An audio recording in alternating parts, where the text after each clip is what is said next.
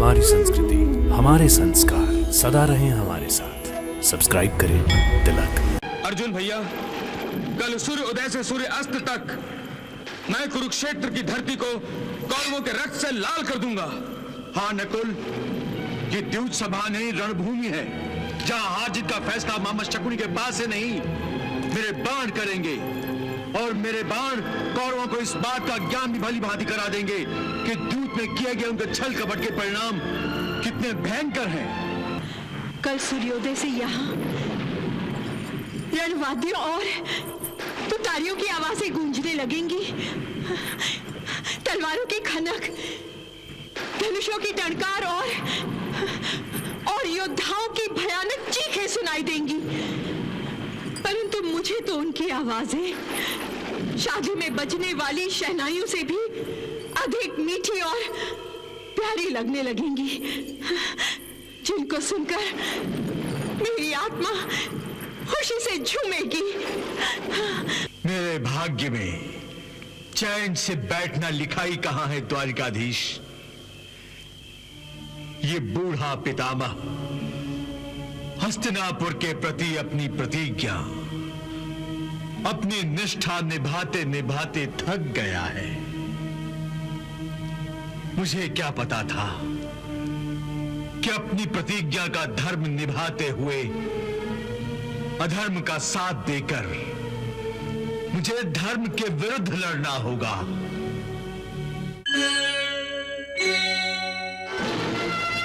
जब युद्ध अनिवार्य हो गया तो दोनों ओर के सेनापतियों ने अपनी अपनी सेना को कुरुक्षेत्र की युद्ध भूमि की ओर बढ़ने का आदेश दिया।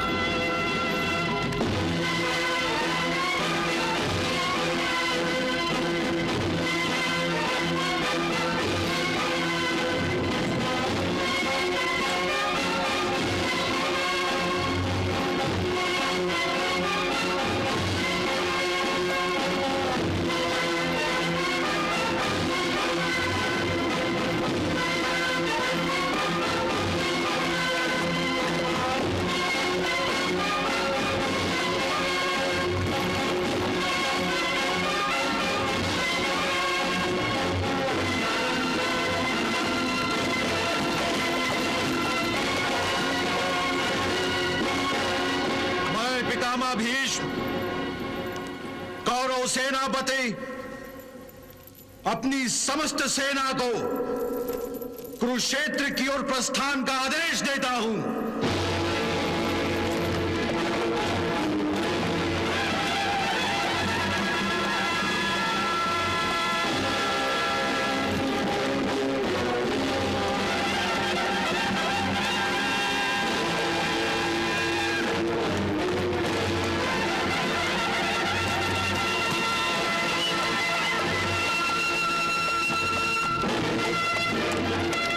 इस महाभयंकर युद्ध को टालने का हर प्रयास जब विफल हो गया तो दोनों ओर की सेनाएं आखिर महाविनाश की ओर बढ़ने लगी। घुड़सवार, पैदल और हाथी दल युद्ध भूमि में पड़ाव डालने के लिए बढ़ते जा रहे थे। योद्धाओं की संख्या को देखकर यूं लग रहा था जैसे कुरुक्षेत्र में योद्धाओं की बाढ़ आ गई थी, जिसने सारी युद्ध भूमि को ढक लिया था। इस महाविनाशकारी युद्ध को रोकने का हर प्रयास किया गया था, परंतु मनुष्य चाहे जो करे, विधि ने जो घटना निश्चित कर दी है उसे कोई नहीं टाल सकता। विधि का विधान ऐसा ही है।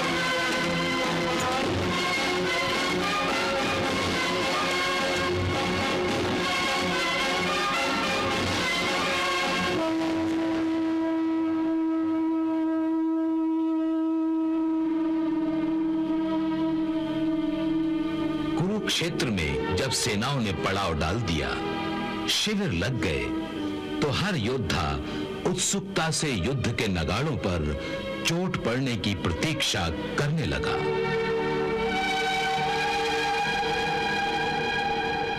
अर्जुन भैया, कल सूर्य उदय से सूर्य अस्त तक मैं कुरुक्षेत्र की धरती को कौरवों के रक्त से लाल कर दूंगा। हाँ नकुल, ये द्यूत सभा नहीं रणभूमि है, जहां हार जीत का फैसला मामा शकुनी के पास से नहीं, मेरे बाण करेंगे। और मेरे बाण कौरवों को इस बात का ज्ञान भी भली भांति करा देंगे कि द्यूत में किए गए उनके छल कपट के परिणाम कितने भयंकर हैं।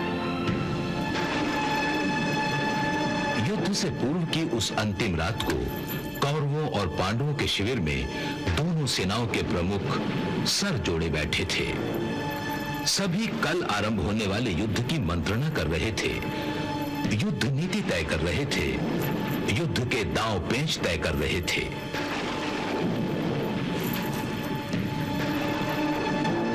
इस भयानक और अंधियारी रात में बिजलियां कड़क कड़क कर आने वाले युद्ध के विनाश की घोषणा करके जैसे सबको डराना चाहती थी, मगर उन बिजलियों का सबसे विचित्र प्रभाव द्रौपदी पर पड़ रहा था।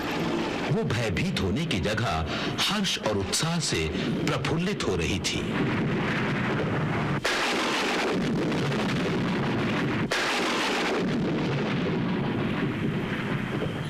कल सूर्योदय से यहाँ रणवाद्यों और तुतारियों की आवाजें गूंजने लगेंगी, तलवारों की खनक, धनुषों की टंकार और योद्धाओं की भयानक चीखें सुनाई देंगी।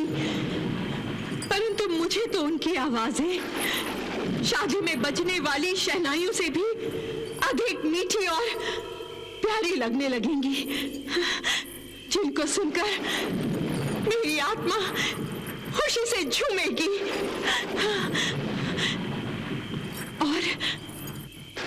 और कल आरंभ होने वाले युद्ध में दुष्ट दुशासन के रक्त से जब मैं अपने बालों को धोऊंगी, तब संसार को यह संदेश मिलेगा कि एक नारी के मान सम्मान का मोल हजारों लाखों पुरुषों के रक्त से कहीं अधिक है, कहीं अधिक। वास्तविकता बड़ी भयानक है आचार्य, वास्तविकता बड़ी भयानक है। हाँ पितामह, हाँ, समझ में नहीं आता ये हमारे किस जन्म का पाप है। भाग्य हमें किस मोड़ पर ले आया है। ये कैसा धर्म संकट है पितामह, ये कैसा धर्म संकट है। कल भाई से भाई लड़ेगा, गुरु अपने शिष्य पर कमान तानेगा और शिष्य अपने गुरु पर बाण छोड़ेगा। आचार्य, हम अपनी तलवारों और बाणों के प्रहार से पहाड़ का सीना तो चीर सकते हैं, परंतु भाग्य का लिखा एक पृष्ठ भी नहीं पलट सकते। द्वारिकाधीश की जय हो। कौरव सेनापति पितामह भीष्म शिविर में आने की आज्ञा चाहते हैं। उन्हें आदर सहित अंदर ले आओ। जो आज्ञा।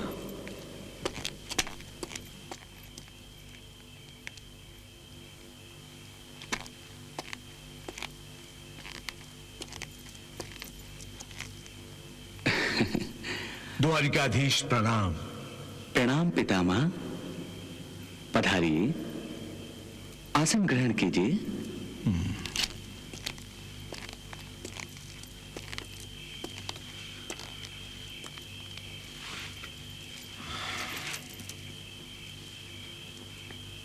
मेरे भाग्य में चैन से बैठना लिखा ही कहां है द्वारिकाधीश। ये बूढ़ा पितामह हस्तिनापुर के प्रति अपनी प्रतिज्ञा, अपनी निष्ठा निभाते निभाते थक गया है। मुझे क्या पता था कि अपनी प्रतिज्ञा का धर्म निभाते हुए अधर्म का साथ देकर मुझे धर्म के विरुद्ध लड़ना होगा। कृष्णा, अब इन बूढ़े कांधों में हस्तिनापुर के दायित्व का भार उठाने की शक्ति नहीं रही, शक्ति नहीं रही कृष्णा। नहीं पितामह, आपके कांधे बूढ़े अवश्य हो गए हैं, परंतु शक्तिहीन नहीं। कौरवों के तेजस्वी कुल में दुर्योधन और दुशासन के दुष्कर्मों से जो पाप इकट्ठा हुआ है, उसका बोझ आपके लिए तो क्या, धरती मैया के लिए भी भारी है। जिस कुल में आप और महात्मा विदुर जैसे तपस्वियों का अपमान होता है, द्रोणाचार्य और कृपाचार्य जैसे गुरुओं की अवहेलना होती है, द्रौपदी जैसी पतिव्रता नारी की लाज के साथ खिलवाड़ किया जाता है, उस कुल का नाश तो आवश्यक हो जाता है पितामह, आवश्यक हो जाता है। मैं इसी विनाश से तो बचना चाहता हूं कृष्णा। मेरी बूढ़ी आंखें इस विनाश को कैसे देख पाएगी? क्या इससे बचने का कोई रास्ता है? पितामह, पांडवों ने तो अपनी ओर से शांति का अंतिम प्रयास करके देख लिया, जिसे विफल करके कौरवों ने निराशा के अंधकार को और बढ़ा दिया है। फिर भी मुझे इस निराशा के घोर अंधकार में आशा की एक किरण दिखाई दे रही है। आशा की किरण? हाँ पितामह, आपके ज्येष्ठ भ्राताश्री भगवान वेदव्यास ही वो आशा की एक किरण है, जो कुरु वंश के ऊपर छाई विनाश की काली घटाओं के बीच चमक रही है। यदि भगवान वेदव्यास महाराज धृतराष्ट्र से जाकर मिले और उन्हें समझाएं, तो हो सकता है यह महायुद्ध, यह महाविनाश थम जाए। भ्राताश्री भगवान वेदव्यास,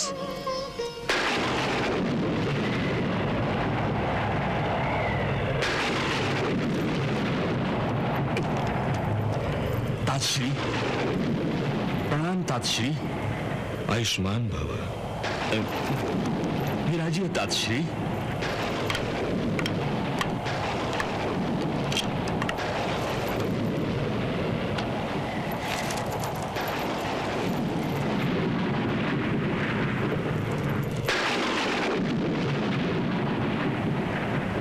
तातश्री, इस भयानक तूफानी रात में आप अचानक यहाँ? सब कुशल तो है? कुशल ही तो नहीं है, कुशल ही तो नहीं है महाराज धृतराष्ट्र। चारों महासागरों में प्रलय जैसा तूफान आया हुआ है, जिनकी प्रलयकारी लहरों को देखकर साधारण मनुष्य की धड़कनें बंद हो रही हैं। कैलाश, मंदार, हिमगिरी आदि पर्वतों से विचित्र और भयंकर आवाजें सुनाई दे रही हैं। तपस्वियों, ऋषि मुनियों का कहना है कि यह अशुभ संकेत है। अशुभ संकेत? हाँ, अशुभ संकेत। और यही अशुभ संकेत जो तुम्हारे अंतर्चक्षु देखकर भी अनदेखा कर रहे हैं, और मैं तुम्हें दिखाने आया हूं। धृतराष्ट्र, तुम जानते ही हो ना, कल से कुरुक्षेत्र में महायुद्ध आरंभ होने वाला है। जानता हूं, और ये भी नहीं जानते कि इस युद्ध के कारण यह भूमि सैकड़ों राजाओं, हजारों योद्धाओं का रक्त प्राशन करेगी। भीषण संहार होगा धृतराष्ट्र, भीषण संहार होगा। धृतराष्ट्र, युद्ध से पहले की यह अंतिम रात है। और इस गंभीर और भयानक रात के अंधेरे में बिजलियां तड़प तड़प कर आने वाले कल के महाविनाश की झांकियां दिखाने की चेष्टा कर रही है। ताजश्री, अच्छा है कि मैं अंधा हूं, अपनी आंखों से इस महाविनाश को देख भी नहीं सकता और देखने का मनोबल भी मुझ में नहीं है। तो फिर तुमने इस महायुद्ध, इस महाविनाश को रोका क्यों नहीं? काश मैं रोक सकता। तुम अवश्य रोक सकते थे, परंतु राजलोभ और पुत्र मोह के अधीन होकर तुमने दुर्योधन के माध्यम से अपने ही कुल का जो संहार का आयोजन किया है, वो सर्वथा अनुचित है।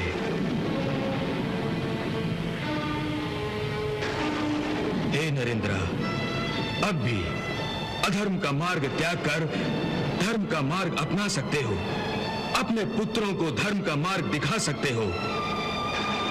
पांडवों का राज लौटा दो और दोनों परिवार सुख शांति के साथ अपने अपने पुत्रों के साथ जीवन बिताओ। हे तात, आप तो परम ज्ञानी हैं और मैं एक साधारण सा मनुष्य। मैं नहीं चाहता कि मेरे हाथों कोई अधर्म घड़े, परंतु मेरे पुत्र अब मेरे अधीन नहीं रहे। मैं प्रारब्ध को कैसे बदल सकता हूं? मैं इस युद्ध को नहीं रोक सकता। मुझे क्षमा कीजिए, मुझे क्षमा कीजिए। मैं तुम्हें शायद क्षमा कर भी दूं धृतराष्ट्र, परंतु कुरुक्षेत्र में जो कुछ घटने वाला है उसके लिए इतिहास तुम्हें युगों युगों तक क्षमा नहीं करेगा धृतराष्ट्र।